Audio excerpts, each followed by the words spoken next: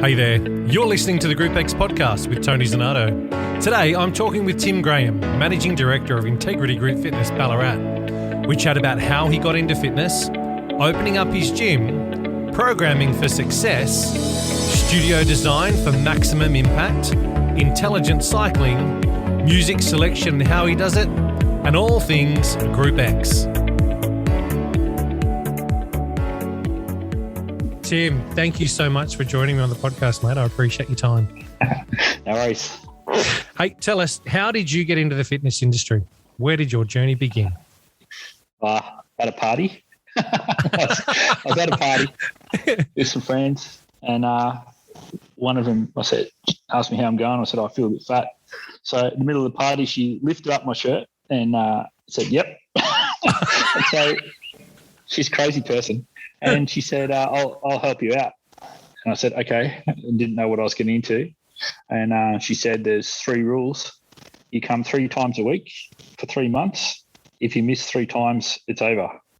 So that was her contract, if you like. And she was like a marathon person. That's fantastic. Yeah. And I said, okay. So then we started running, and the first day we ran, it's around the lake. We've got a gorgeous lake in Ballarat, and we didn't go round, obviously. Couldn't even. We ran, stop, and I think I might have stopped, 20-something times in like 2Ks. Anyway, it got a bit better after a while, but she had me under a tree heaving and spewing, and she was just brutal. Like, whatever you did, it didn't matter. It wasn't enough. Wasn't that good sort enough. of person. Yep. Nah. And so we ran for a little while, and then she got me into a gym class, and like I was freaking out because I'd never been to a gym. Like I was 35 at the time. I'd never been to a gym. All I'd done was play footy when I was young, and that was it. Yeah. So took me to a gym, and I went to, I think, Body Pump. And I freaked out like guys always do, because the girls are all lifting more than you. And, and if you try and match it, you're just going to die. And that's what happened. And the instructor, who was the group fitness manager, she took me aside after class and said, I don't know if this is for you. I think you might hurt yourself. Oh, nice. Bad. Nice. Oh, it was that bad. Yeah. And anyway, I thought I was pretty broken. I thought, geez, that's pretty bad. Because I was feeling nervous and all, like anyone who goes to a gym. Yes. And but anyway, I thought I'll go back because I can't strike 3 times or I'm out, right? So had to go. The next day was RPM, and I couldn't even sit on the bike because I was so sore from leap up. So I stood up for most of the class, and she put a heart rate monitor on me. I don't know what that's for at that stage. Like, what's the point? But anyway, she put that on me, and my heart rate before the class was like 140 beats a minute or something. Yep. And she thought something was wrong with me. She said, better go to the doctor. Like, shouldn't be that high. And it was just because I was nervous. Like, I was really anxious, and I was like, freaking out. Anyway, I did that class and discovered a few veins in my head that I didn't know I had. Just, I couldn't believe what people were doing in there, and I was just like dying. And anyway, so it's just stuff like that kept happening. And after a while, I sort of just got into it, and eventually, 3 months later, I wore my first short sleeve shirt to the gym. And, just stuff like that, little milestones. Yeah. Yep. And pretty soon I was sort of hooked on kind of Les Mills. Didn't do much more running because that didn't agree with me. Yep. But, I got into Les Mills. So I was just running around doing gym. Like I started doing it 7 times a week, not the day, a week.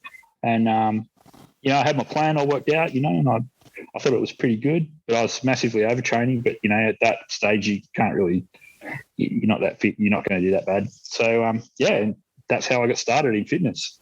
Wow. Just into Les Mills. And in terms of being instructor and all that stuff, I just hung up with these guys. We had a really good crew. And the GFM was a really good instructor, and the whole team at that, it was a YMCA at the time. And a really good crew, and just got into it and started messing around, like doing bicep curls in reverse, in sync with the thing, but going backwards to try and upset the instructor. And just stuff like that. You And were one of those people. Yeah, I was at the front. I started being one of those people, and that's come back to haunt me. It's really bad. So anyway, and then she said one day, why don't you try being instructor? Because if you can do that stupid shit like backwards in time, then you've probably got what it takes. Yep. So it seemed to me at this stage that I was just surrounded by, abrupt, brutal people who just told you how it was. They're the best type of people, though, Tim. Come on. Yeah, that's fun. I've always had those people in my life. I think because I attract them, I'm one of them probably. And so I said, all right. And, being stupid, I signed up for body pump module and RPM module the next weekend. So I thought, how hard could this be? Yeah. And how hard was it? Well, it was a lot harder than I thought. I went down to Melbourne, and I'm not a big person, right? I've always been pretty skinny, so I rocked into the body pump module. I think it was at Genesis in Paran, and I don't know his last name. I still can't remember it. But you do remember Donnie, the body pump guy? Donnie, he was a big, tall bloke. Like, he was really bulging. He was really muscly, and he had a reputation for being the nastiest, hardest guy. Right. And he was brutal. So yeah, it was a really hard experience. And I think it was body pump 59, and I had to do lunges, and I had no idea what I was doing. Like, I didn't know what Corrie was. The first time I ever saw Corrie was when they handed out the thing and click the CD case. It was the first time I ever saw Corrie, and they said, learn your track tonight. So I'm staying at my mate's place in Melbourne, and it's 2:00 in the morning, and I'm still doing lunges. And I don't know, I just don't get it. And I thought, how hard could this be? But I didn't get it. And I rocked in the next day, and they put people in a circle, and you do your track. And I think that song, I can't remember now, but I think that song, you did some standing lunges before you picked up your barbell. Yes. But I picked up the barbell straight away. And started doing stuff. I just started doing stuff, because I didn't know what I was doing. I didn't understand structure of Corrie. Didn't really know what 2 and 2 meant. Anyway, so I did that, and I just felt I felt people staring at me, because they must have known the Corrie, and they knew I was wrong, and I just could feel this kind of sense of pity, like they were staring at me. And Donnie was up on the stage watching, and he's just shaking his head, and then he turned his back and he walked out. And I thought, that's pretty bad. That wasn't a good start. No, and he came back and he goes, "You're not going to make it." I go, "I'm probably not." So the good thing about body pump is you get another try, right? The next day you do some more. So I went home and I rang up some friends who knew body pump, and I said, "What is hell am I doing?" And they taught me through it, and sort of I could relate it back to class. And then I kind of knew, it sort of clicked. And so the next day I went in and I failed lunges again. I did it terrible, but sort of at least I knew the Corrie. And then I also had to do the shoulder track. And so Donnie made me do the shoulder track, and somehow that was an In Excess song, and somehow I liked the song. And sort of clicked, and I think something, just shifted, and I was fine. And I actually think I coached somebody, and I told them, what to do and how to fix their form and stuff like that.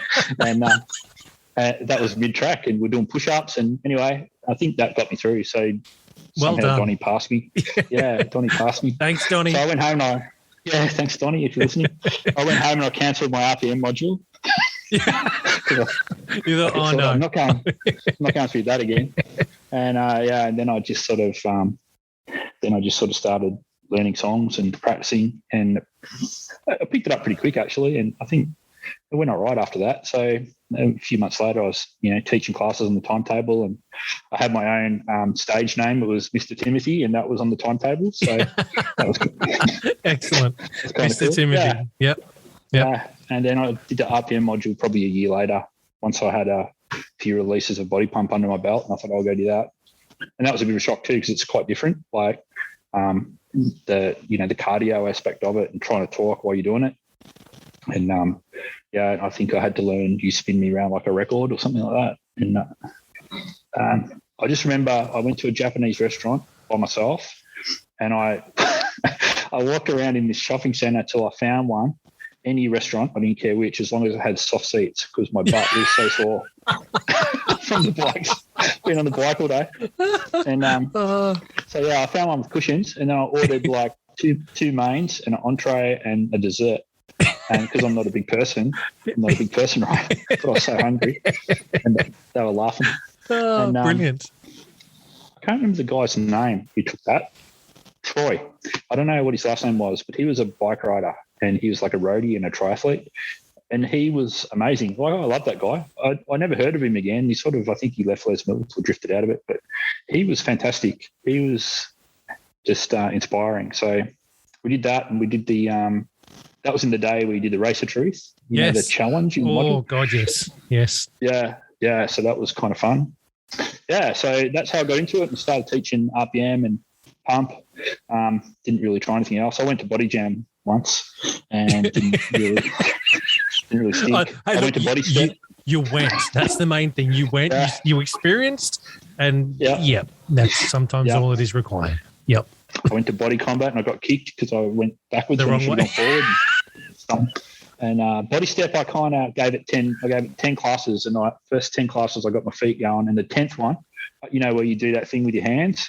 Yep. I got that going, and I synced it all up. I was going, this is awesome. I'm all over this.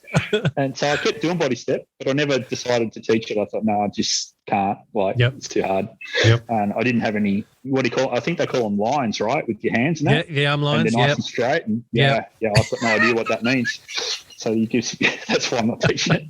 And that was what I did. So that's how I got into fitness. Brilliant. My first ever step class, I tripped over the step and twisted my ankle before the class started and never went back. But no, that is not for me. I can ride a bike. I can lift weights. Anything else? No. Well, I think we're in the same. You know how I used to have a circle with all the programs around the circle? I think we're in the same. We're in the same spot. Yep. That needs scope model. We are in the same space. Yep. Totally. Oh wow. Brings back memories. So how many years ago was it you did your pump training? I don't know, 2000 and something, 9. Okay. I think. Yep. Maybe 7. So it's probably around the same time I did mine. I think I was on 56. I was going to say it's probably the same around the same year. I did. Yeah. What release was RPM? Can you remember? 36. It had Painkiller in it. I remember that we didn't have microphones, and they put us in 2 groups, one up each end of the studio. Yes. So it's like 6 people in a group. Yep. And the person teaching track 5 to us in my group, we couldn't hear it because the guy teaching track 5 up the other end. Yep. Was like that loud? He was megaphone. Yeah. And actually, he's in the presenter team. That was Paul. I can't remember how to pronounce his last name. Belias, I think. Something like that. Yeah, so he's still going. I think he's still in the RPM presenter team in Elma. Yep. Yeah. Wow. Good fun days, man. Good fun. Good fun. Yeah. So how did you then, what made you decide to open your gym? How did that journey happen from instructing to, you know what? No, I want my own space. I don't think I wanted my own space so much. I wanted my own freedom in a way. Like, I really liked Les Mills. It was great. Like, when you're starting from zero, it gets you to a place where you can be really good. It's like a great system. But after a while, it's a bit like wearing a uniform at work, right? It's like you have to do the thing the way it's done. And I'm kind of unmanageable and uncoachable if you put those things together. It doesn't work out. And there's a few freestyle classes at the gym, and I thought, I don't mind them. They're all right. Yep. And I thought I'd like to try that, but I wasn't allowed because it was like, no, we don't. We only let certain people do that. And I sort of wouldn't take no for an answer, and I kept, bugging them and giving them songs to do and asking them questions and just always pumping them for information, right? And eventually, I got the GFM to agree if I went and did a course. So I went and did, I think it was Donna Elton's course at that stage. Yes. Just so I had a certificate to say this guy's done freestyle class. Yeah. And then I started doing it, and I got a spot once a week, and I thought that was great. And so that was kind of like a breath of air for me. I still was teaching RPM and I still liked it. And I think I liked it more because I also had the opportunity to play around and do my own thing as well. And after a while, that was okay. And that was sort of brewing in me, that sort of urge to do things a certain way and change things around and play with it more and find songs that I could really connect to. And so around that time as well, there was a whole, when management restructure things at a gym. And so our beloved team and our beloved management group fitness managers and stuff, it kind of didn't go really well. Like in my mind, like from my corporate life, my experience is if you want to restructure, you retrench people, give them a payout and say, thanks for your time and send them off happily. Yep. That's not what happened. So I kind of lost faith in the values of that place. Like for me, when someone says these are my values, I kind of take them at their word. And then when there's a big disconnect like that, like family was a value at the YMCA. And if we're the fitness family, that didn't seem very family, what they were doing to those people. They were really stressed out and they were crying at work, and it was a real mess. And I thought, I don't want to be part of it. So I wrote him a letter and said, I don't want to support a gym that treats people that way. And I left. Yep. So, well done. So I didn't really choose to start a gym. I just sort of was doing some freestyle stuff and enjoying that. And then that happened and I left.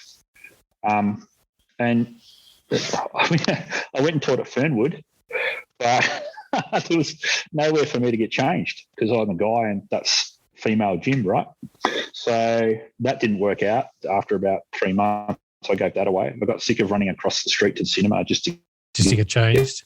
The toilet or change rooms. Yeah. Yeah. And then I taught at another gym where there was no structure at all. There was no Les Mills, was nothing. And there was guys who were like Cert 4 personal trainers, and they'd make them teach spin class. And when I got there, those guys said, thank God you're here because we don't know what we're doing and we want to get out of it. And they gave all the spin classes to me. To you. So, yeah. And the bikes were so old that one day someone was riding one and a crank broke. Like the crank actually snapped off the bike. Jesus. Yeah. And lucky they didn't break their leg. But and there was an air conditioner above the instructor. And I always wondered, what's this crackling kind of sound? And it was because the air conditioner was dripping into the power board that ran this homemade stereo. And it was a piece of crap. And I thought I was going to get electrocuted. and so it didn't seem to matter where I went after the while. Nothing really worked out. Yep. I just thought, this is all shit. And so I checked in with all the people from the YMCA and said, how you going? And, it was still messy. Yep. And I said, why don't we start something? So pulled everything together. And that guy where I was teaching, he had a upstairs area, and I decided to sublet it. So I made him a proposal and sublet that, and off we went, and got the team, and we fitted it all out, painted it up, did all the stuff, put in heaps of work on it,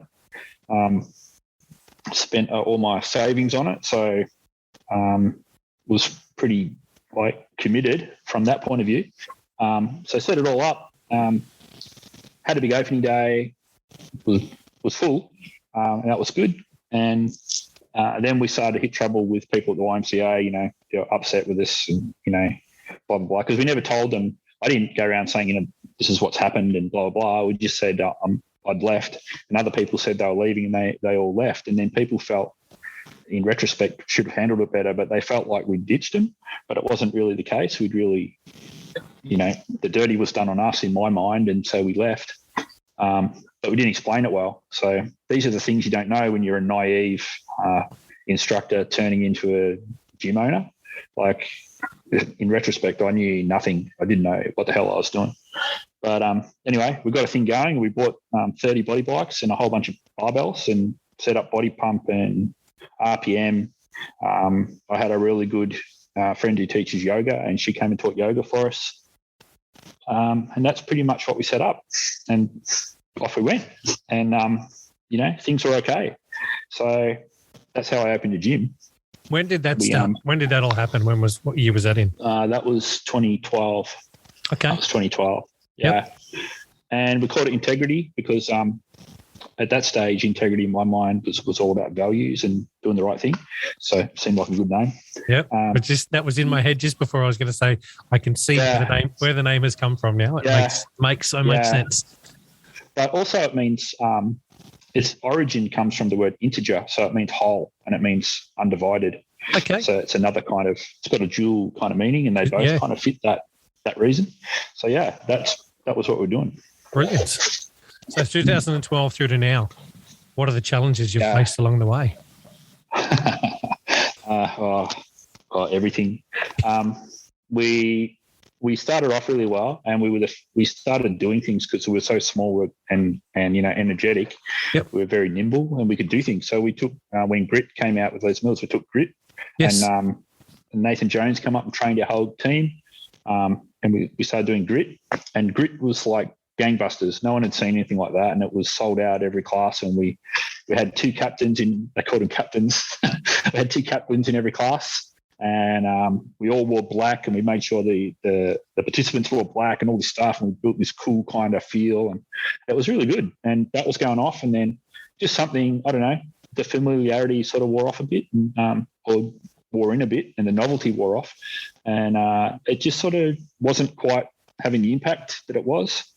We tried other things. We tried body step, and we even had cage fitness, had all kinds of classes going on. But the slow, steady decline of everything new just kept leading us back to pump and RPM as a staple. And over time, that sort of doesn't work out because we're a group fitness only model, right?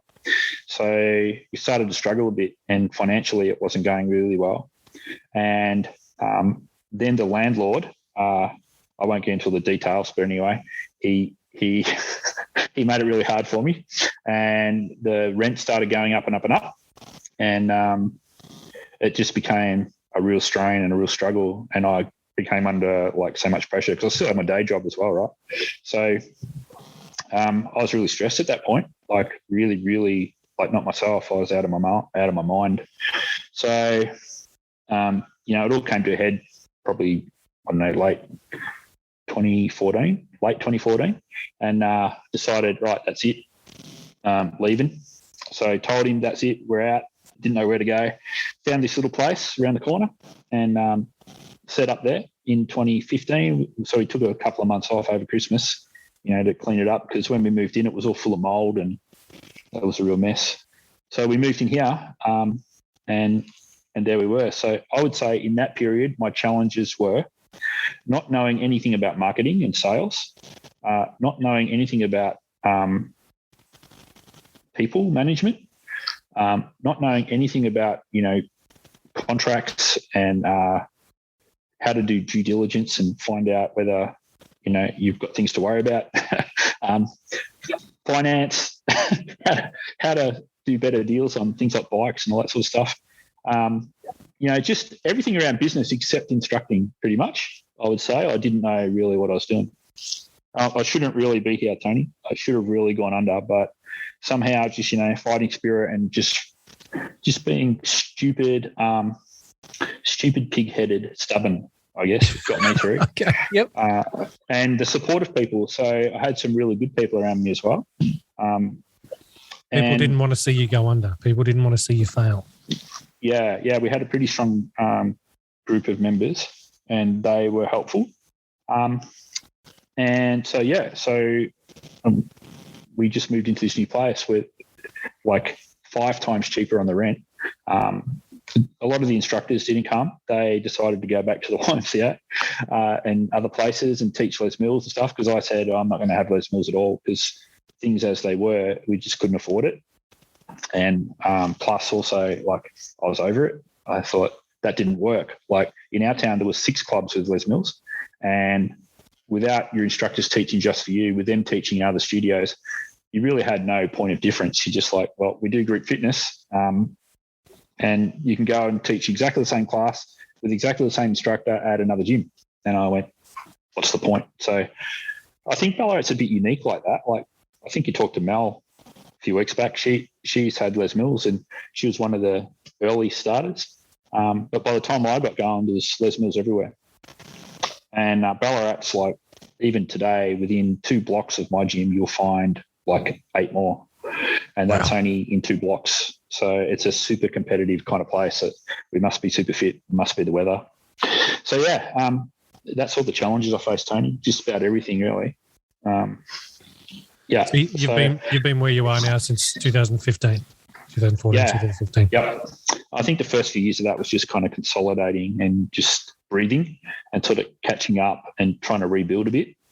But we're down a little alleyway, and so no one would know where we are. And we didn't do any marketing or anything. We just sort of stayed and built a small club around a small area in a small building, small membership, small instructor team, and just, dialed it all right down and just had fun again. And that was such a breath of fresh air just to have fun again. Take the stress away. And yeah. And really we did that for probably, I don't know, till about 2018, I reckon, for 3 years or so. Just took it easy like that. And around 2018 started to get, a bit more mojo back and start doing things again, like inventing things and creating and trying new things and, stuff like that. So, yeah, that's the story. So how many classes a week were you running when you first came into the place you are in now, back in 2015? How many did you start opening up with? Probably only 10 or 11. Okay. In the new place, yeah. And probably up to 14 to 20 now, depending on what time of year it is and what the demand is. Because we do mornings and nights. We don't do any daytime stuff. Okay. So just morning and night time. Yep. So during the day, the place is empty. No one's in. It's not open to the... Correct. Okay. Yep. Cool. Yep. And it's just group fitness you guys are running, nothing else. There's no gym space for someone to come in and do. Okay. Cool. Nope. Don't do that. Yep. This is the GROUPEX podcast. So let's talk pre-COVID. So let's talk before March last year, before Shitsville hit. Yeah. How was business then? What was going on? Membership-wise, where were you sitting? Were you in a happy place? Was it all pumping along fine, and was it great? Yeah, financially, everything's fine. Like, we've never had real financial problems since. Like, just got better at that, and reduced the expenses a lot too. So got better at that. Yeah, it was going along. Like, growth of membership is always tricky, but we're not the sort of place that grows quickly, and it's a real clubby environment anyway. So it just sort of gradually accretes. And so, things were going along well. We had really good club atmosphere, like really good social stuff, out after coffee, all that sort of stuff the clubs do. We're up on the roof riding in the sunshine, like our building's I've seen those clips. Yeah, they're cool. Brilliant. And you get a beautiful view right around town, out in the sun. We launched Les Mills Sprint up there because we thought we'd do that program. So I got Les Mills back for Sprint, and that went off. Like, people hadn't seen that before. So, but the same thing happened as Grit. People got used to it. But that was amazing. And we'd do like road trips to other gyms. Like, we'd go down to Melbourne as a team, all go to a club together, see what it's like, try different things. So we tried out some watt bikes at Art of Cycle, a real kind of different fitness center. It's not group fitness as we know it. It's more like road riders getting out of the bad weather. And we tried the trip at a place in Camberwell. We tried a whole bunch of things, just for the social gatherings as much as anything. Yeah. So things are going really well. I was quite happy. When COVID, well, I'm going to touch on this a little bit because I know we could talk about COVID for bloody hours and hours and hours. When COVID hit, what was the initial what was your initial gut reaction? My gut reaction was, let's get cracking.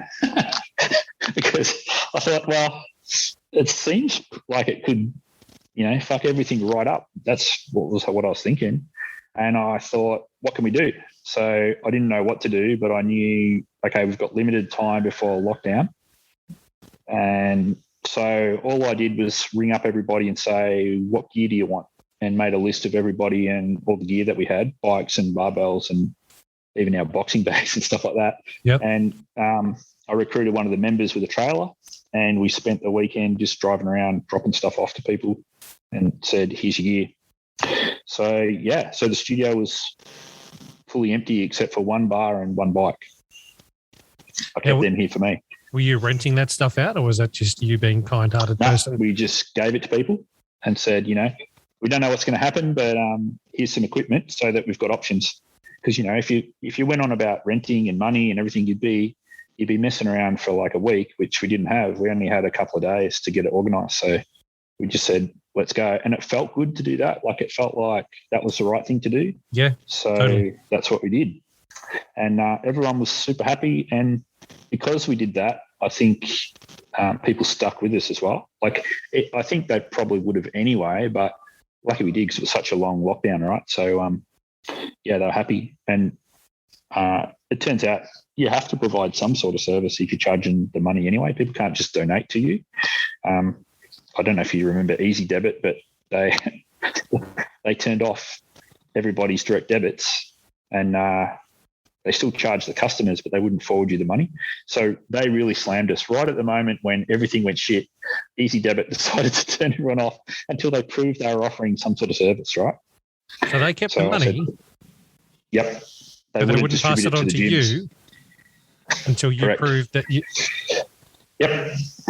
But I'm okay with that because that's a law, right? Like the ACCC made them do that. But the way they did it was really poor. They just did that. And then, of course, their phone line melted down with 3,000 gyms ringing them up. Yeah. And I couldn't get their attention. So here we are, no money. So I just jumped on Facebook and I put an angry face on every single thing I could find on their Facebook, and they rang me within an hour. and it worked. It worked. Got their attention. Yeah. And so I said, thank you very much. They turned it back on. They said, can you take all the angries off? I said, no. And I hung up, and they still paid, which was good. So I got some money. Yeah. So that's a hot tip for anyone out there if you run into trouble. Yeah. But they just handled that really badly. So I didn't feel sorry for them, even though they did the right thing, protecting people in a way. Anyway, so that's what we did. And then we just spent, I think ScoMo handed out, $5,000 or something.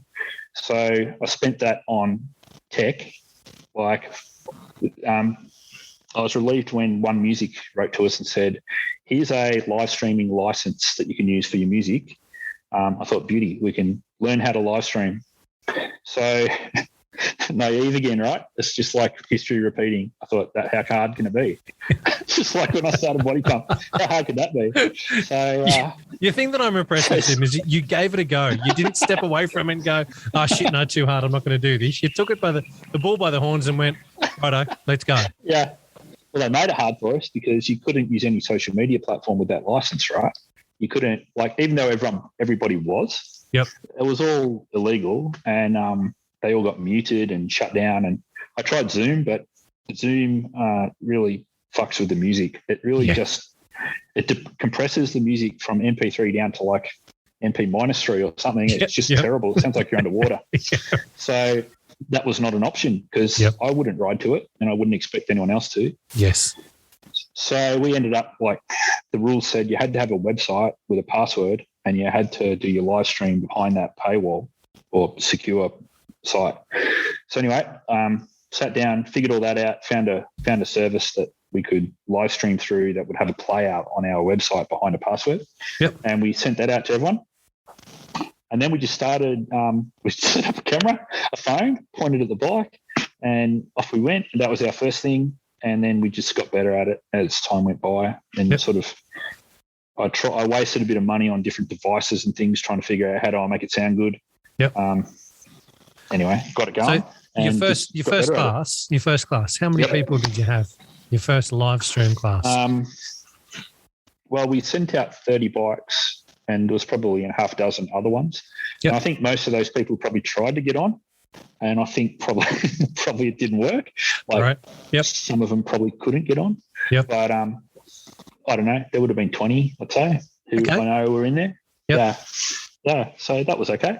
And then over time, people were pretty good with that, and they were, pretty committed. And in the first month or two, they were pretty consistent. But I think over time, lockdown started to get to them, and they missed the gym. And let's be honest, it's not the same thing. I wouldn't say live stream stuff is worse. Yep. It's just not the same. It's a Yes. different animal. Yeah. So I think attention starts to wander after a while. And also in lockdown, people do other things. They explore other things. Some start running. Some start, body weight programs. Yep. Some start doing things online with YouTube videos or whatever the hell. Yep. So it's a different world. And after the long lockdown, I think I was glad it ended because I felt like people were starting to drift a bit. Yep. And after a while, you don't really know. Like, you get some stats and stuff, but you don't really know. Like, you don't really know when you see people every day. You talk to them, and their dog had an operation or whatever. Yes. But in that online world, it's different. We didn't have chat or anything on our service either. So it's just a bike with a getting close. dude. Yeah. That was it. Yeah. So that's what we did.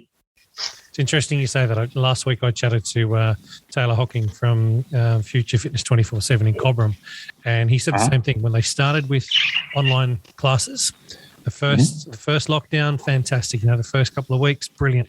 And slowly after time, those numbers started to dwindle until there was 3, maybe even 1 person or none that would rock up because they just lost that motivation, even though that was their instructor that was still teaching at the time slot they were used to with everything else going on. Yeah. Yeah. When life as you know it is taken away from you, shit hits the fan and things are very, very different. You lose that motivation big time. And no, I can definitely understand that. I think it's not motivation. I think it's expectation not met and impossible to meet, because the expectation is, I want my thing, right? I want my normal experience. They're not used to live streaming. They're not used to digital. They're used to the studio, going out for coffee, seeing people. They're used to human contact, and the expectation is that's what they want. Yep. And so even before you start, the mindset is this is a substitute. That's the mindset, right? Yep. And that's natural, but that's what it is. And so it's never good enough when that's your mindset. It's like, let's say you want a coffee, but you can only get a cup of tea, right? It's never going to be coffee. And if you want coffee, it's never going to match up. Yep. So I think that's what it is. I think it's, I had members rejoin from Melbourne and Sydney and elsewhere people who'd moved away from Ballarat. Yep. And once they knew they could see us again online, they joined us, and they were loving it because that wasn't a substitute anymore. That was what they could have. That was better than what they had. Yes. So that's why I think it's just a mindset of expectation not met. Yep. Simple as that. Enough. Yeah. Yeah. Okay. So what now? Actually, so your lockdown was a lot different to what we had up here in New South Wales. A hell of a lot different to what was happening anywhere else in the country. Yep. When you guys came out of lockdown, I'm not going to say the first time because I understand you're in numbers. Is it 7 or 8 now? I don't know. Lost count. Yeah. I think most people have you guys down there. I understand it completely. But when you were able to open back up and you've had some form of normality. Yeah. Well, and I say form of normality with a chuckle, also going, no, I mean that people were able to come into your centre. People were able to walk in, they were able to have that live experience. What was the first class like when people came back? Well, it was outside. They weren't allowed to walk in. They were allowed outside. At first, we were allowed 2 people outside. That's what we were allowed. 2. And it was, and it was winter, I think. Can't remember. Anyway, it was cold and it was wet. I remember that. Thanks, and Dan. we were allowed 2. So thanks, Dan. So I just started, Well, Dan did what he had to do. Fair enough. Yeah. But I just started running classes for 2 people at a time. Just training 2 people. And we'd do something like a HIIT class, and I'd make them face off on their bikes, socially distant, one up the alleyway a bit and one back down, 4 meters away. Yep. They could eyeball each other. Yep. And, and I went and bought 2 of those little boombox things. Yes. And it was pretty loud. I was worried I was going to be a bit too loud, but it went really well. And people loved it. Believe it or not, they like that. They sort of go, oh, well, that's good. It was a bit more normal. Yep. Yeah. Yep. And then we were allowed 10 people. So then we started organising these stupid, crazy workouts where, you come in and we've got this nasty hill right near us. So everyone had times that I set for them because I knew all their level of fitness, and I'd set them times I didn't think they could achieve. Yep. And made everyone run around this block And then we'd do weights, and then there was jumping and all this stuff they weren't used to. And half the time it was raining. I got great photos of people with body pump bars out there in the rain. And we wrecked most of the equipment, like smashed it, because they were treating it like CrossFit in a way. They were like slamming their bars down and all that, and they're not built for that. So, some of the barbells were bent, and, if you ever done a curl with a bent barbell, it's kind of doesn't work. Anyway, we didn't really care because it was just that's what we could do. And I remember ringing up Body Bike and saying, hey, my bike's okay in the rain. And I think Lee said, just make sure you wipe them down when you bring them in, dry them off a bit. They'll take worse than that in a gym environment, which they do, I guess. So I don't think he saw the kind of storms that we were working out in. But probably not. But that's what we did. And then after a while, we were allowed open again with 10 people in a class. And because we're such a small space, the distancing 10 was okay. We can fit 15 with a 1.5 metre. That's it. So 10 was still not capacity, even with distancing, but we're allowed 10, and then we're allowed 15 over time. And then that's the most we've had in a class since is 15, because that's with distancing hasn't ever gone away. So that was the long lockdown. But in a way, I like that lockdown better because it was predictable. You just knew it was long. And you knew there was a roadmap and a target, and you could plan. You didn't know the exact date, but you knew what you had to do to get out. So that was fine. And, equipment, we only had to get 10 bikes back in at the start. So the other bikes stayed out, and they had some people rented them then, and we had a little bit of revenue from them as well. So that was helpful, and, just stuff like that. But it was a slow return. It wasn't like everyone just walked back in and we're back to normal. It was bit by bit. But people were relieved that, and, going for coffee and stuff.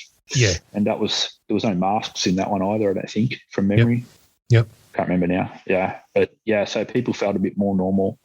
And we kind of stopped doing the online after a while with that. We just sort of let it sit there, had some videos, put them up instead, and let people do them. Got some Pilates videos made. Music was a problem, but Pilates, I got a friend in Dalesford, did a series of stuff, and we put that up, and some people still did stuff at home. People shifted their pattern. Like people who are now working at home, they discovered they like a workout at 2 p.m. in between, break up their day a bit, and stuff like that. But the big change for us was most of our nighttime classes died and our morning classes got busy, because I'm putting it down to working at home and having more family time. That's the shift, I think it was. And so, then we had a real problem at nighttime, but in the mornings it couldn't fit everyone in. Awesome. A good problem to have. Limits. Kind of. So your morning classes then, I'm going to say, were full for the classes you actually had on. Full, had a waiting list and had to manage it with software and all that stuff. So program-wise, what have you? What did you did your online stuff? Did you implement anything new? You mentioned there you did some of those crazy classes outside in the rain and weather and all that kind of stuff. What else have you done in that space? In the digital stuff, you mean, or just in general? So no, digital side of things. What did you do? Or what have you done, or what is happening? Okay. So we just left up some on-demand videos. Music's an issue with those, so I had to do some special licensing to do that. I've got a feeling most people don't understand licensing whatsoever. They just whack stuff up and whatever, but I'm going to 100% agree with you, because even every single person that I know of, it still uses either iTunes or Spotify. But anyway, So we had some on-demand stuff with Pilates. We filmed the outdoor workouts, so we put them up. People do them in driveways. They still had some gear, and just left up some cycle videos with that licensed music. But it's not fantastic. But that's what we did. And then just left that running while we ran in the studio. So we left it at that until this lockdown. Be inspired by Matty and State of Ride and what he's doing with Joe, and decided to go back to live streaming, but doing it a bit better. And we've upgraded a lot of stuff in the intervening periods. So now we're live streaming again. And I'm doing it to the timetable this time around. Because I feel like if it will encourage people to stick to a routine. So I'm getting him to stick to the timetable and log in, check in on our software to say, yep, I'm doing the class. I follow them up, stuff like that. So we'll see how we go. But I expect probably the same slide. With a bit of wisdom now, we'll see if we can arrest that slide. But I think that will probably happen. And I don't know what's after that when people come in and we're going to deal with the vax, no vax situation, and we're going to deal with circulation of the virus, and it's going to be a different world. Yep. So do you want to tell me a bit more about the programming stuff you've been doing? Yeah. So we fitted out the studio with a projection system. Yep. And we joined up with Intelligent Cycling. We're the first one in Australia to use that. Cool. It's got an app called The Journey. Yes. And it's kind of like the trip, except you put your own music in and you build your own profiles. Yes. So that appeals to me. You can see the pattern again. But that appeals to me. So we did that, and we had a kind of immersive offering.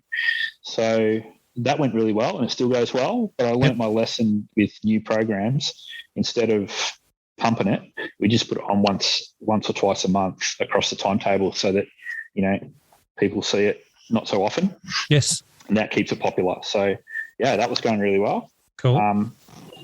The other thing I did was I had this dream about lighting. Yep. I was in this spin class in my dream. It was awesome. The lights were going off. And I decided I'd build that. But it wasn't like a lot that I've seen where there's lights there, but they're somehow just the lights are on. They're not really connected to the music or the workout. They're just it's kind of like a DJ party at a wedding or something, Most of the systems I've seen look like that.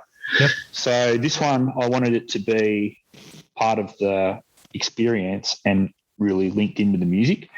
So I looked into it, and it was like mega expensive. Like the kind of lighting I'd need was like $600 a light, and I was going to need like 50 or 60 of them, right? Oh wow! So yep. I kind of put it on ice, and then one day, I don't know how, but I got an ad for a cheap light from, of all places, from Wish.com. Yep. And my daughter told me that was like the dodgiest online store ever. And I said, I don't care, for like $30 for one of those lights, I can't really go wrong. Yep. So I ordered like a whole bunch of them.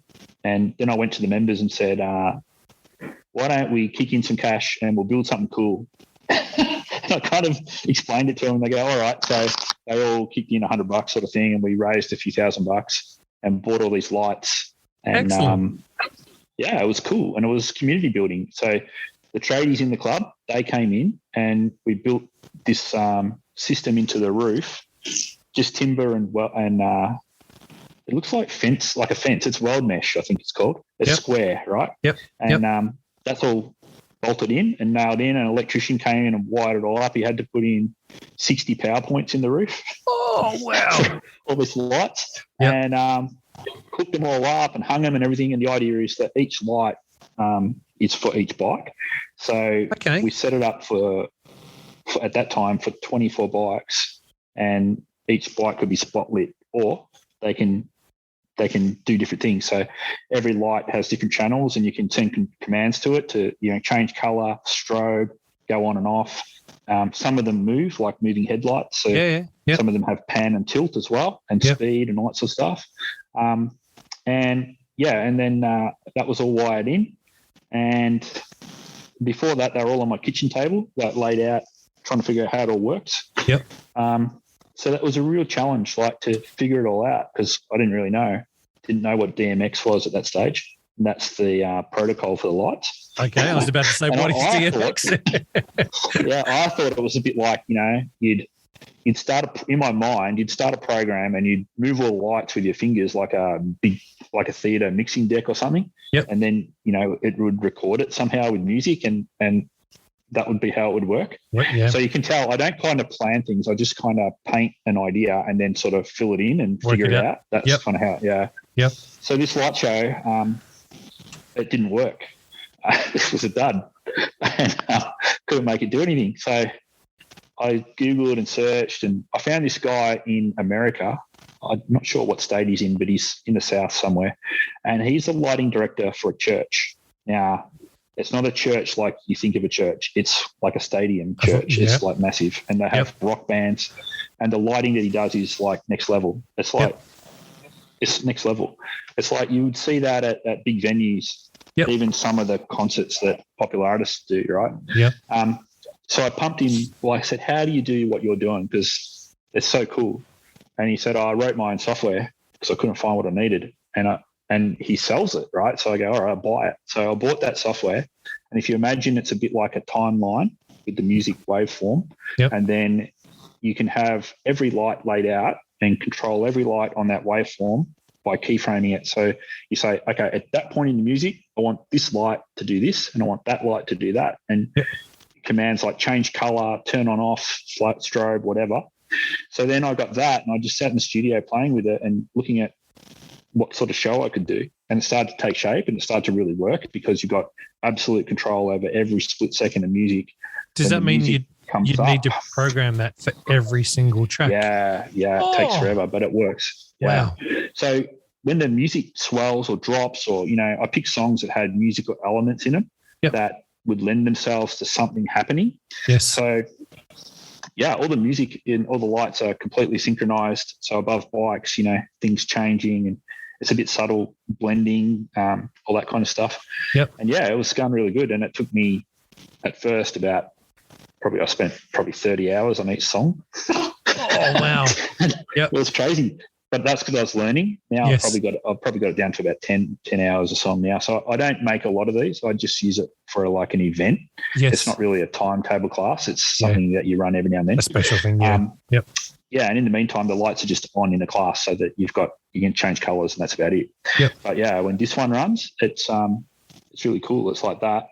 And the software controls it all with the music, and off you go. So that's we called it lit, and it's certainly lit, and it's kind of a experience. But the biggest problem I had was I imagined, when you imagine a light show, you imagine beams of light. That's what I was thinking. But as soon as I put a smoke machine in the room, the fans just blew all the smoke away.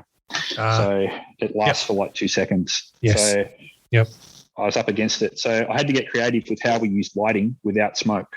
Like it's a different animal, because you've got to sort of paint lighting without any medium between the person and the light. So it's really where it lands that makes the impact. Yep. And it's like what's happening with that. So it's pretty cool.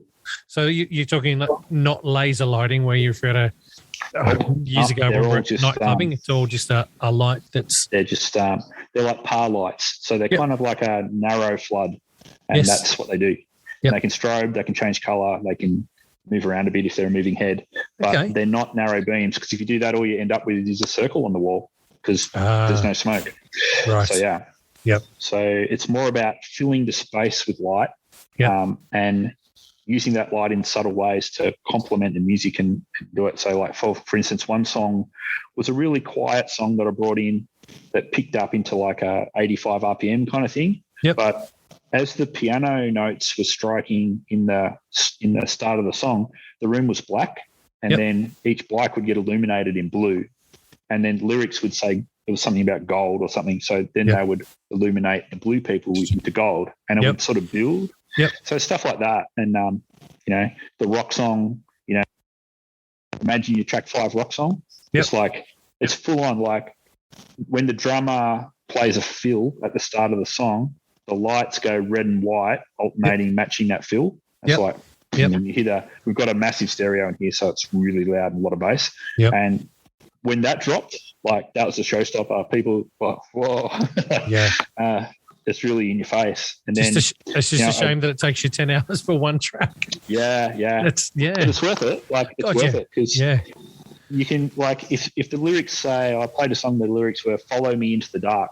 So the lights come down the wall with the moving heads. They follow down, and they come to a point, and then they switch off as she says "dark," and stuff like that. Like that's it's kind of like in Les Mills when they talk about They used to call it Fitness Magic or Performance now, I think they call it.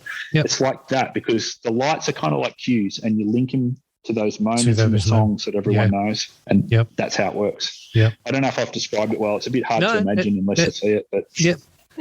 Makes sense, that's for sure. Have you got videos of this posted anywhere? Yeah, I made a video of it, but it's almost impossible to show what it's like. Like I even had a professional video guy come. Yeah. But because it's low light for a start, and because it's like, it's just really hard to replicate what it is with a video. But there is one. I'll send you a link somewhere. Yeah. But it's not the full impact, but you get an idea. Yeah. On our Instagram and stuff like that, you'll see a few clips of what it's like. But in the studio, it's like a 50% better experience than the video, I'd say. This is the GROUPEX podcast. How are things going with music? Fill me in on music. What music do you choose, and how do you choose your music? Right.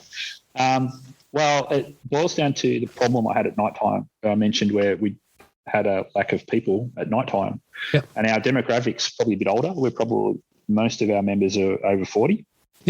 So the solution was get some younger people in at nighttime, and then I had to sort of relearn what I do because I'm kind of stuck in a bit of a musical landscape that I know. Yes, but not to say I play old music all the time, but I don't really know what goes off. Like I know what bangers are and all this sort of stuff, right? But I just wasn't in that same musical landscape as people who I wanted to attract. Yes. So I got a little focus group of people I know, like 20-somethings. I go, what do you listen to? Like, how does it work?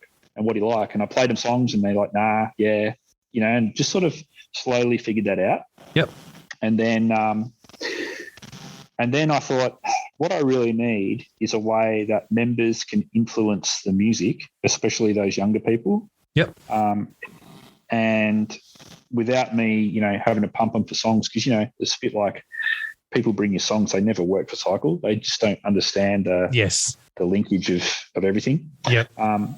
So what I decided was I said to them, give me your Spotify playlists that are your Discover Weekly and your Release Radar.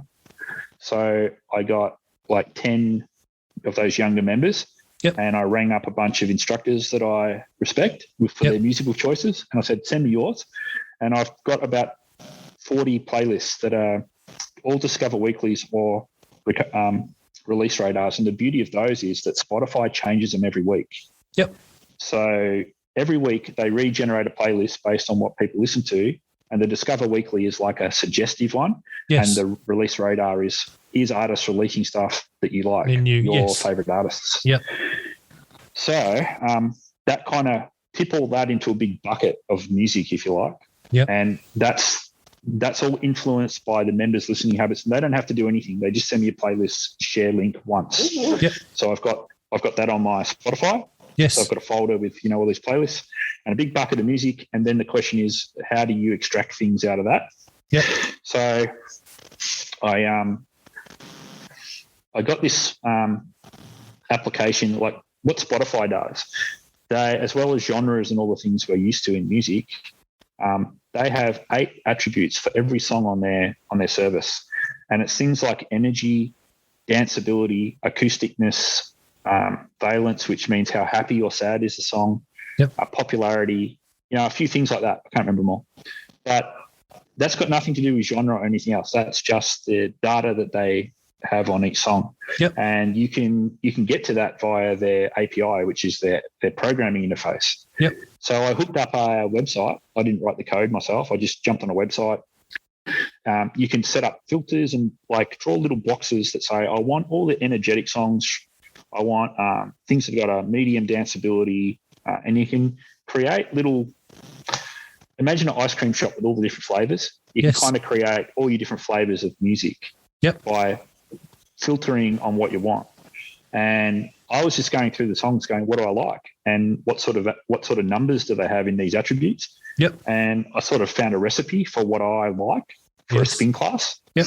So it's not by genre though. I'm not going, I like rock songs for track 5, right? Yeah. I'm going, I like this sort of song. Yep. so at the end of the day, I have this thing that pulls out of that big bucket of music all the songs that match these filters I set up.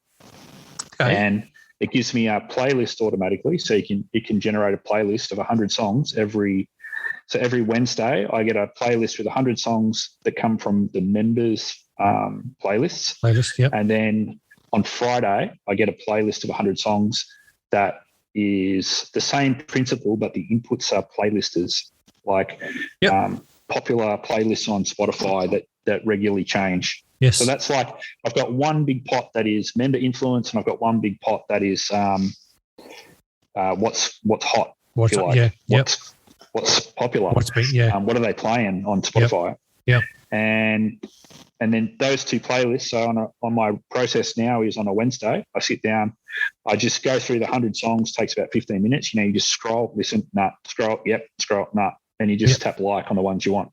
Yep. So at the end of the day, I usually keep about 10 songs out of the 100. So every week I've got about 20 songs. Yep. And they're not all the same, right? They're not same genres. They're all just a mixed bag of things. Yeah. And then when I press like on Spotify, this thing in the background that I built, it's AI. So it's machine learning, and it's a classification program. So what it does is it gets all the songs I like out of those short lists, and it puts them into a series of 50 folders based on how similar are those songs to each other, and each playlist is dissimilar to the other. So if a song goes into a playlist, it's with its cousins, but it's with strangers in other playlists. Does that make sense? Yes. Yep. So you might get a playlist that says, this is high energy, kind of danceable, not acoustic, very instrumental, whatever. Yep. So I found about 50 of those is manageable. So now when I build a class, I sit down and I just go, all right, in this song, I really want to pump in really clubby kind of atmosphere. Yes. So I'm going to go for a high energy dance beaty thing with an instrumental in it. Yep.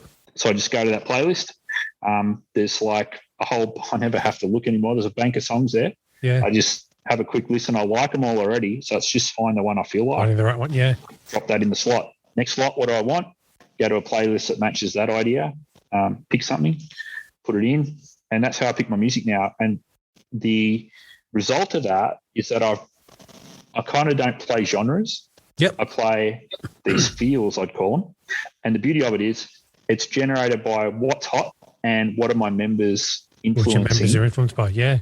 Yeah. So all the songs I pick ultimately are influenced by what the members are listening to or what is like getting popular on Spotify. Yeah. So that's the idea. And it works really well. It's a bit sort of rigged up. And it's a bit, bootstrapped, but it works. You're then playing your members exactly what they want to hear, not just Tim's favourite hits. Yeah. Every now and then it breaks because you've got like younger people, like let's say someone has a baby, they start playing the Wiggles, or whatever. But because it's not genre, it's not going to filter them out. So the other day it blew up because all this Wiggles and all this crap came through that like it matches the profile, but it's not the cycle. So that never gets through the shortlist. I just skip over it. You get unexpected things. And week to week it can change. Like week to week, some weeks I'll have like 20% of the songs are awesome and I love it. Yeah. And other weeks I hate it all. Right. And at first I thought, this isn't working, something's wrong. But it's just the natural ebb and flow of what people are listening to. Someone might get a bit sad and they go off on a bit of an acoustic bend. They listen to sad songs. Yep. And that has its impact on the algorithm. So, it doesn't quite come through. Neil Diamond and Kenny Rogers pop up there every so often and you're like, what? Yeah. Yeah. Well, like I've got one lady who's an 80s freak. All she ever wants is 80s, right? Yep. I love her. Yeah. But that's all she listens to. Yep. Like she's got thousands of 80s songs on her playlist. Yep. But they still come through because that's her Discover Weekly. Spotify will recommend her 80s songs, basically. Yep. Or, modern songs that sound a bit like the 80s. Yes. And so they'll come through. So it's not unusual that I'm listening to something in my shortlist, there'll be a smattering of 80 songs. Yeah. So I can tell, that's from her. And every now and then I go through the playlists of people. And over time, if they've got a little green heart on them, that means I like them somewhere. Yep. And most of the playlists have got a few green hearts normally. So after about 6 months, I start to know that I've got a pretty good coverage of the different people who contribute. Yeah. So I know that, somewhere along the line in class, their songs are coming through. Yeah. It's really cool. So, yeah, that's what I've done. I wouldn't mind, maybe one day I might commercialise that. It would make a pretty cool app for instructors. Definitely. That they could set their own flavours of ice cream. Like they don't want mine. Yep. They could set their own flavours because they're the ultimate filter of what's being suggested to them. Yeah. What they like for class, because the instructor, I believe, has to love it. If they don't love it, it doesn't come across right. There was a reason why I stopped teaching RPM and sprint. Yep. Mm-hmm. I at one stage, it for me, it started way back when the music licensing changed and Fitness First, who I was working for, went cover music only. And I couldn't do it. Horrible. I just couldn't do it. I struggled big time. And I did it for in Sydney for a couple of years. But then when I moved to Canberra to work for Les Mills, I found gyms down there that were paying paying to have original music. And oh my God, RPM 1 came out again. I just went back to the old stuff and just went, I know I'm not meant to. I'm working for the company, but you know what? Don't care. This is the old stuff that I know these guys love. I love because I haven't heard it in years. But I got to the stage where I couldn't even do, I think the last release I actually ever taught was 62. And that was because I was asked to launch it. It's the last one I bought. I was like, I can't gel with that music. And it's not, to me, it wasn't the program's change. It was, I had changed. Yeah, my music taste was in the 80s, in the 90s, in the early 2000s. It wasn't what was being played today. And I struggled big time with it. The only way my music has actually umped up a bit today is listening to Maddie's stuff with ASOR. Plus, a couple of years ago, I had to DJ an event at Wollongong Uni, and I did it because the Commando was coming, and I needed some current modern music. So I jumped onto Spotify and jumped onto YouTube and just went, right, okay, top 40s. I need to find this stuff, and made these playlists. And exactly what you're saying. At the end of the playlist you create, there's suggested songs that pop up. And so I've just done this, and that's how I actually got into modern music for today. I'm listening to it, plus the 5-year-old in the car, she's like, Daddy, I don't want to listen to the 80s anymore. Can we listen to something modern? But that was the only way. But I think that's brilliant. Your idea is perfect. Yeah, it works great. Yeah, I did read a study. Spotify did a study because they got an infinite amount of data on what people listen to. Yep. And it turns out that people basically, in their formative years, when they're 14 to 16, that's what shapes them musically forever. And so while they might branch out a little bit, that's the music that they play the most on Spotify. Yep. So the average, not everyone, but most people, what they're listening to on Spotify mostly is stuff from when they were 14 to 16. Yep. That's the stats of it. So you're not alone. You're not alone there, Tony. Everyone's like that. The late 80s, early 90s, there I am. I'm in that bracket. Just going, it's so true. Yep, exactly. Yeah. Brilliant.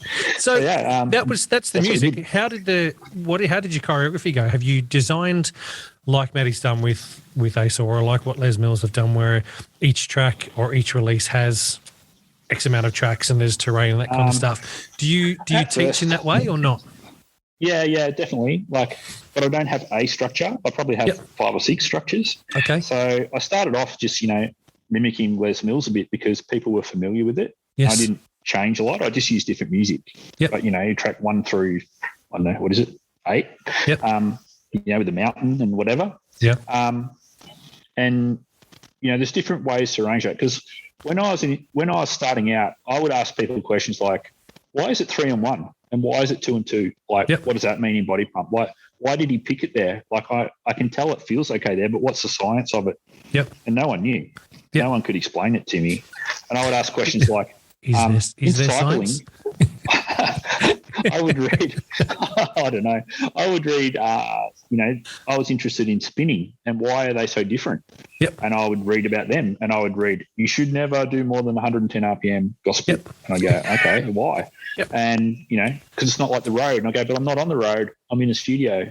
Yep. And, they have these religious wars and I don't really care. I just think there's good in both of them. Yep. And so I just picked sort of the best of them. So what I took from, I'm spinning certified as well, but what I take from them is there's a place for things that are not in those mills. Like there's a place for a time trial class. So we once had a thing called the Race of Truth and people would come in and we'd ride 5-minute intervals hard and then 2 minutes off. And we'd do 4 of those, and it was about 30 minutes. Yep. And we'd do that for 4 weeks, and then we'd have race day, and we'd run a 30-minute time trial, and we'd measure everyone on their power output, and then we'd measure everyone's power to weight ratio on that basis, and we'd declare a winner. Yep. And so it was actually like it was something to fight for. Yeah. And that would never happen in Les Mills format. So that's something. Yep. And then, you can bring elements of that into a class. So if you want to have I found this great bootleg version of Lose Yourself by Eminem. It's got a drum and bass in it. Yes. It's awesome, but it's just constant. It's got no ups and downs, no breaks. It's him rapping and that's it. Yep. And it's a perfect time trial song. It's like at 90 RPM and it's perfect for me. Yeah. That's my preferred cadence, right? Yeah.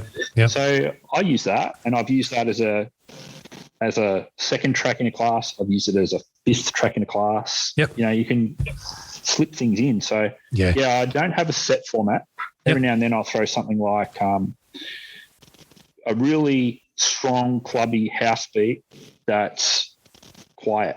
So imagine, you want, I think Matty calls it a peak track. He does at the end, and you want a peak. And the Les Mills with the Mountain is the same thing. Remember the old graph back in the day in RPM 25, where it's like the whole class is flat line, and there's a triangle at the last 2 minutes. And it's like, it's okay. It's like, all right, everyone get ready for about 30 minutes, then go.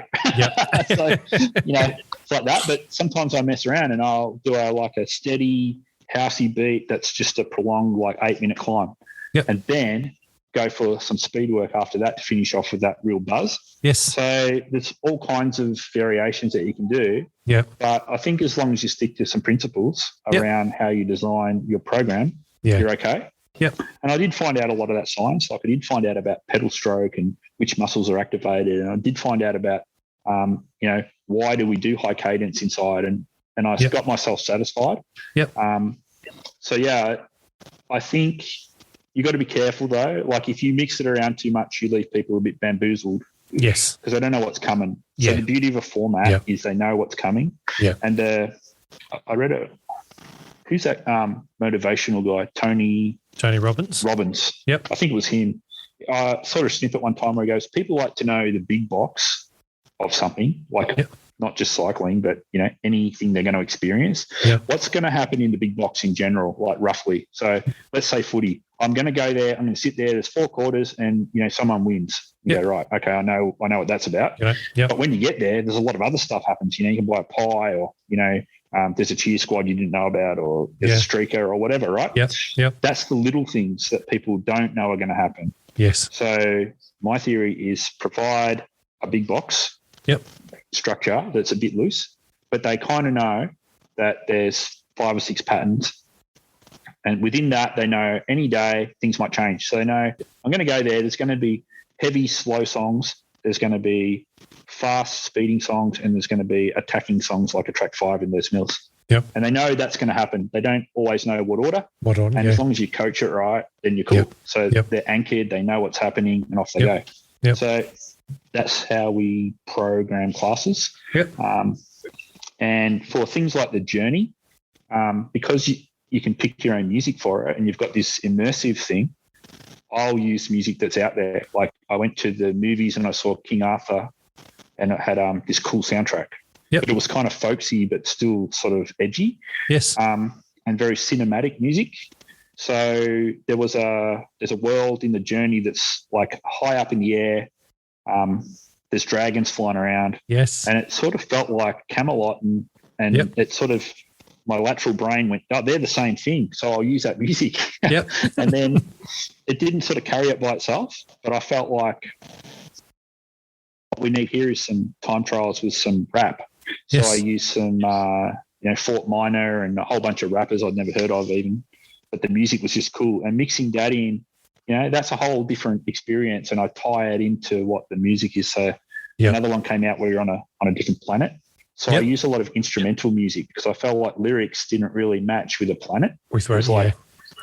All right, so I'll use instrumental music. So I did that with a lot of drum and bass, and there's a bit of deep house and a bit of other stuff like that in there that just sort of takes you through this world. So the workouts you did on intelligent cycling, are they in the public for it, or are they just locked down for you guys and your team?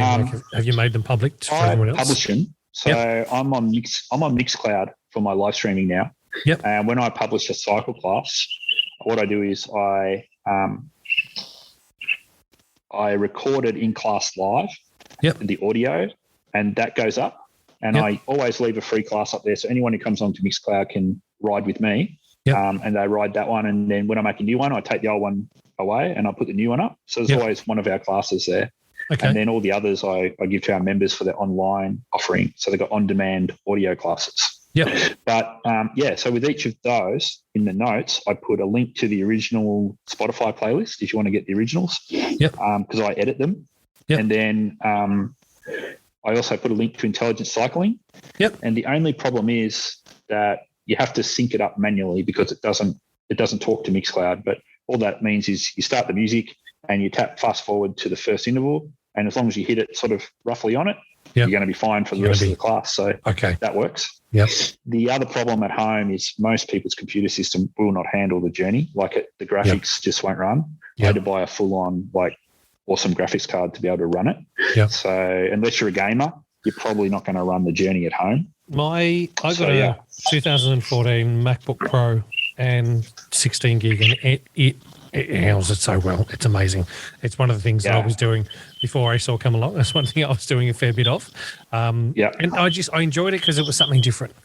It was something that I was taking my mind off sitting on a bike. It was the first real time that I'd looked at something that wasn't a Les Mills masterclass with someone up there, and so I really got into it. That's why I asked if they're up there to be able to view, because I still know a lot of people that are jumping on and using intelligent cycling as well. Yeah, it's a bit of a thing to figure out, but it's good.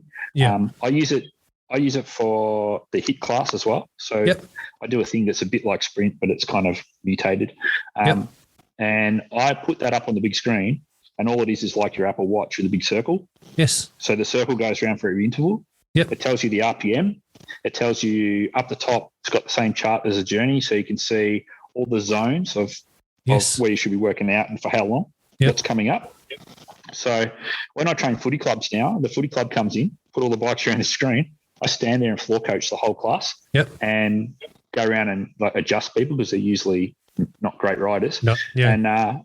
And they watch this thing on the screen and they love it. They come in, they sing the song, blah, blah. And I found that the screen, whether I'm using it for HIIT with the timers or whether I'm using the journey, or whether I'm doing other things with the screen, that's been a real draw card to get the younger people in. Yep. They come in, anything with the screen, they do it, they love it. And then over time, I introduce them to spin class with just the good old instructor on the stage. Yes. And they connect with that, whatever that special magic in a spin class is that we all know. When the group all come together and there's a bit more than the sum of the parts. Yes. That thing. They get it and they go, oh, what a vibe, and we're off. And so then they transition a bit more into spin as well. Yep. So, I found all that intelligent cycling stuff. It's a godsend because it's just versatile. I don't learn choreo anymore or cycle. I just have my profile and I rehearse it and I listen to it, but I don't remember it so much. I just have on my phone, on my smart dock, on my body bike. I'm pumping you up there. And, and I go. I love free plugs. This thing's great. And I just teach it like that. And so that's how I do it now. And that lets me do a different class every week, not get bored, not have the overload of all this choreo. And it's beautiful. Yeah, it's great. Awesome. Big fan. So what's next for Integrity Fitness in Ballarat? Well, we were on a bit of a growth trajectory. I don't want to get big. We're a small club and I like it that way. Yep. But there's always room to fill in the gaps, right? So we were going really well, getting the younger crowd along and things were building. But then COVID's just these latest lockdowns, on again, off again. Yeah. It's not so much the lockdown that's the problem. It's the interruption to that momentum of, someone wants to start. Someone comes in, I want to start cycling. and then they start, and 2 weeks later they're out of the game because of COVID, and then 2 weeks after that they're back, and then they're off and they're on, and it's just too hard like that. So that's really stopped us. But I'm hopeful that once we get the vaccination targets reached, we'll be back to something a bit more plannable. Yep. So what I'm planning ahead is that we'll be a hybrid studio. We'll run a lot of cycle class and a bit of pump, so barbell, whatever you want to call it. Yep. And we're right back to square one, cycling and barbell, muscular endurance type program. Yep. So mix that with some HIIT, some immersive. I'm working on something called a restorative ride, which is a low intensity recovery. Yes. And also a competitive element where once I can get body bike talking through cable to Bluetooth, I can have Swift and I can have some more intelligent cycling options. And that'll round out our cycle program. But all of that will be in studio, and every class will be live streamed, so that whether you choose to have, I've offered people bikes, and some people have bought them, their own, so they've got their own equipment at home. Most of our people have barbell kits at home. So in the future, the hybrid studio looks like, if you're concerned about COVID circulating, or you've got COVID, or you're recovering from it, or whatever, even if you've got a cold and you don't want to be near other people, you can work out at home with us. If you are fit and well and you're vaccinated and you want to come into the studio, you can do that too. Or if you want to do both, you can. Or if you just like at 2:00 in the afternoon convenience because now you're working at home, you can do that too with an audio class. So that's the future for me. It's like hybrid with our members. And the beautiful thing is I've reconnected with people who've moved to other states. Not a lot, probably only a dozen, but they're back. So they're training with us regularly online in the chat, and they send me messages, and it's great. So that's the future for us, is accommodate whatever adaptation people want to make to the COVID world when the next year or maybe 2 years even. Let them just adapt however they want, and we provide the option where they can do whichever mode whenever they want. And I think that way I don't have to accommodate anything. I can just operate with a set way of operating. And if we're locked down, then it becomes online only. And it's just the same thing, right? Just carries on. We don't change how we operate, except people aren't here. So that's my future planning. That's how it's going to work. Does that mean that the online membership at home is different cost to the face-to-face membership, or is it the same for both? Well, it's interesting. This lockdown, I tried to charge a rental. People in lockdown, I think, are worried a bit about money. And, it's still in total of full classes online in the studio and a rental is still roughly what people paying for F45 in town, right? So I don't think it's out of the market. I think our people are just used to the mid-market, and that's who we've attracted. That's the budget. So renting gear in that environment didn't really work. So I'm just sending it out anyway, because my theory was it's so on and off again. I can't just move stuff in and out and give it to them. But now that we're going to be locked down for probably 2 months, I'm sending all the bikes out again, and people can have it as not part of membership. So the equipment rental part, I'm still figuring out, but online and in studio, they're split. So online by itself is pretty cheap. The studio is kind of the regular price of what a studio would charge.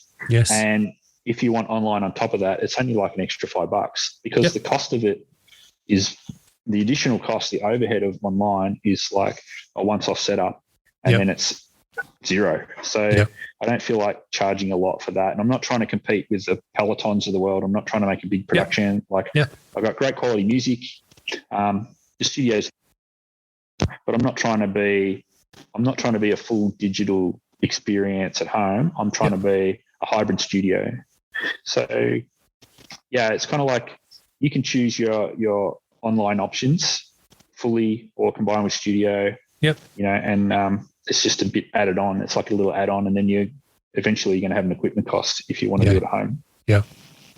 Awesome. But, I wouldn't advise it. You can go to Aldi and get a shit bike if you really wanted to, but it'd be a shit ride. But let me share you a story. Share a story with you on that one. I had an old PT client of mine back from the days at Fitness First, Elizabeth Plaza in North Sydney, who contacted me when the $200 bike from Aldi came out. Tony, what do you think? I said, don't do it. And no, but I really need a bike from home. I said, save your money. Just get something a little bit better quality, you want to waste your money? Here's my bank account. Yeah, you can show it in there. You're going to waste money, just chuck it into my bank account. I'll be happy, I'll take the money off you. Yeah. Yep. Not even 2 weeks later, rings me. Yeah. Tony, I made a mistake. I tried telling you. Yes, I did try telling you. You bought a bike from Aldi. You bought a $200 spin bike. There are reasons. 10 kilo flywheel. Oh, I don't even think it had that, mate. But there are reasons why, places like Grace Brothers and Myer stopped, selling gym equipment and Workout World went under. Things like that happen for a reason. You don't go and buy what's meant to be commercial grade spin equipment from a supermarket. No. Yeah, it's a hard one. It's a hard one because people have got to lay out a fair bit of money to have a good setup at home. Yeah. So they've got to be committed. And I think right now they're kind of sussing it out a bit still, they're not sure. Yeah. Look, obviously, that's how it is. Working for Body Bike, last year when we went into craziness happened, the first couple of months it went nuts, absolutely nuts. And when New South Wales came out of lockdown or the stay-at-home restrictions, I had said to the boys here in the office, I said, guys, we've got to be prepared because I've got a funny feeling we're going to see a lot of bikes in the secondhand market. There's going to be Facebook bikes. There's going to be Gumtree. We're going to have to keep an eye on this. They're going to be everywhere. We're just going to have to keep an eye on this and see. Now, when we opened up, not much come through. I think there was a couple that I saw, and that was it. I actually rang a couple of the customers that we'd actually sold to and said, hey, I want to get an understanding. Gyms have opened back up. Yep. You've got your bike. Are you looking to sell it? Are you looking to keep it? What are you doing? Tony, no, we're going to keep it. And I'm like, why? This isn't the first and this isn't the last lockdown we're going to be going through. Gyms are back and I'm happy to go back into the gym, but I've invested, X amount of money on a bike. I've got it at home. I can jump on it. If I can't get to the gym, great. I know I can still do a workout at home. Or when we go into restrictions yet again, bang, I can just switch over and I jump on the bike at home and I can do it. So we didn't see many, if any, come through at all. And that was one big thing I wasn't expecting for us. I really thought that we were going to see the market flooded with a whole lot of indoor bikes. But people have gone, no, it's an investment. It's something I'm going to hang on to. Yep. And then on the other side of that coin, I've also had people that have gone and bought crap equipment that have then contacted me and gone, you know what, if only I'd come and purchase from you in the first place, I'd be saving myself $700 or $800 because I've bought that. It's dead. It's dying. I shouldn't have bought it. I should have put that money plus a little bit more towards getting one of your bikes and it would have been much easier. Yeah. Even if it doesn't die, it's still a shit ride. If you ride a bike with a 10K flywheel, it's not a good ride. You may as well ride a Body Bike Magic that's built for kids. Yeah. Right? It's like, it's not the right thing. Yeah. And I think the other thing too is the bikes at home that people keep, it becomes a family bike. It's not just the person who bought it, right? So it's like it gets shared around. So I know that the bikes I've got out there with people, kids are riding them, spouses are riding them, and it kind of becomes a household thing. I even have a mini studio that a corporate set up. They've got 3 bikes at their mini studio. Yep. And it's got our branding and everything inside. It's really cool. Yep. It's like a mini studio of ours, but it's theirs. Yeah. They just love us. So they made it and they painted it to look the same and everything. It's it's really cool. And when the things are over and restrictions are down, they'll be able to run theirs again as well. But it's just like a thing that they built for their staff as a perk. Work here, you can have a workout. And that's really cool. So I think that it's really spread it around more for not just the enthusiast who comes to the gym, but it's sort of more people are getting exposed to it because their family or their friends have got a bike. Yeah. And so that's cool. I love that. That's really great. Yeah. Yeah. Cool. Now, is there anything else you want to share with us? Is there anything that you have that's been a challenge in your, I was going to say 6-7 years that you've been operating, that you think that you might be, or you want to share, that someone else may be going through the same thing and going, and it doesn't have to be. If there isn't, that's completely cool. But I ask the question with everybody to say, hey, what have you gone through? Do you think you could be able to share with someone of amazing wisdom that was something huge for you that you think they might be able to go, shit, yeah, that? I think I would say, first of all, if you're the sort of person who doesn't fit the mold, then you're not crazy. You're not mad. You just don't fit the mold. So go do your own thing. If you want to do your own thing, just go do it. You don't have to start big. I know people who started things really small scale, and spent the money that they earned and grew it, and they've gone really well. And that's awesome. Yep. If you want to break the shackles, if you feel a bit constrained by how the fitness industry is, then just do your own thing. That's one thing I would say. Yep. If you do that, don't be like me. Don't be naive and not know anything. Find people like me and listen to all Tony's podcasts, and go to all the gurus in the fitness industry, and be a sponge and suck it all up, and then decide for yourself. Yep. Like, one thing I've learned is you'll get all kinds of advice, and almost all of it's wrong, because those people are not you. Yeah. They're just overlaying what their experience is on what you're talking about. And I think it was some general said, no battle plan survives first contact with the enemy, right? Yep. So you can plan everything out based on all this advice from all these people, and it'll be shit. Yeah. Like, I listened to a lot of business guys, and they would say things like, just what you have to do, blah, blah. And I thought they were gods because they were successful at business, not even in fitness. Like, they ran other things. But it turns out they only knew how to run their stuff. They didn't know about fitness, and they didn't know about my personality, and they didn't know about me and what I want to do. And so, like, my message would be, listen to people, but put it through your own filter, a bit like my music, right? Yep. Listen to lots of music, but put your own filter on it. Yep. And the other thing I would say, my biggest mistake is people, like how to manage people. And by manage, I mean I'm unmanageable. I acknowledge it, right? And I think most people are unmanageable. Most people just submit to being managed. If they get told, here's the rules, blah, blah, blah. I don't think that's great. And so I tried to make something different. I tried to operate on values, and I thought, if everyone knows the values, then you can't really go wrong. You don't need rules because you operate to values. Everything will be good. Yep. But I realized that some people don't like that, and some people do. And it's not really – I haven't really found a balance between those two worlds. Yep. And so what it can do is produce a bit of conflict. If people aren't comfortable, they get unhappy, and you get conflicts and whatever. So I think what I've learned from dealing with people is, A, you have to accommodate different people. Like, if you want to run it a certain way, not everyone's going to be happy with that. And yet you can't run it a way that makes everybody happy either. Yep. Does that make sense? Yeah. So you just have to, again, say, here's my boundaries of how I want to do things and what I want. And here's another circle that overlaps that of what are people willing to do and what do they want? Yep. And overlay that and keep what's compatible and trim off the different bits around the edges that don't gel.